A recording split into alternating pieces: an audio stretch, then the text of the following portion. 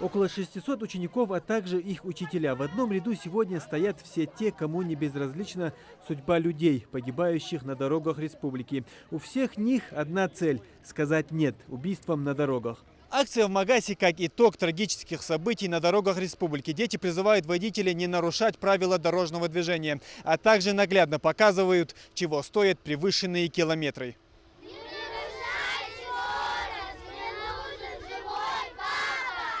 «Папа, я ждала тебя дома, мама, возвращайся, берегите себя ради нас». Слова на плакатах в руках этих детей должны растрогать даже самого заядлого лихача. Папа, я ждала тебя дома. И что бы ты сказала водителям, которые нарушают правила дорожного движения? Больше не нарушать правила, ездить тихо и осторожно. Главный посыл данного флешмоба – это чтобы родители помнили, что дома их ждут, и не превышали скорость на дорогах. Супруги Руслан и Айна Албагачиевы, которые погибли в аварии 6 сентября на дороге Назрань-Кантышево, были сотрудниками именно этой школы. Помимо того, что воспитывали своих 6 детей, они также наставляли на правильный путь и школьников, давали им советы, помогали в жизни.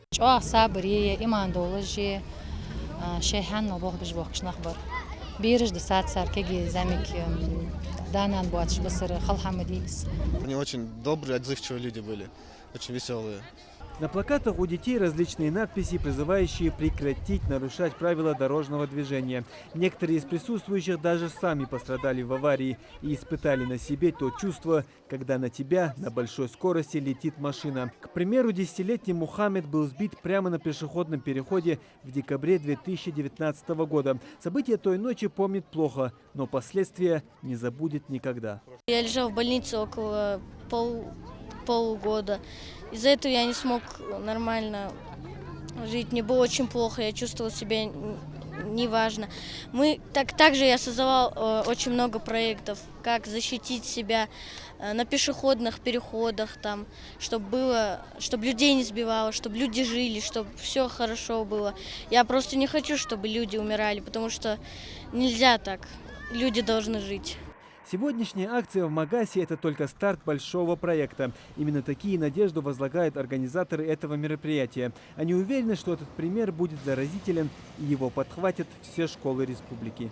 Хотели призвать все образовательные организации, чтобы они подхватили эту эстафету этого флешмоба, чтобы водители наши соблюдали правила дорожного движения, в том числе и скоростной режим. Мы передаем эту эстафету всем школам Республики Ингушетия и настоятельно просим их поддержать нас в этом, поскольку это очень важная тема, ее нужно обсуждать, и о ней нужно говорить. Просим беречь вас, своих родных и близких.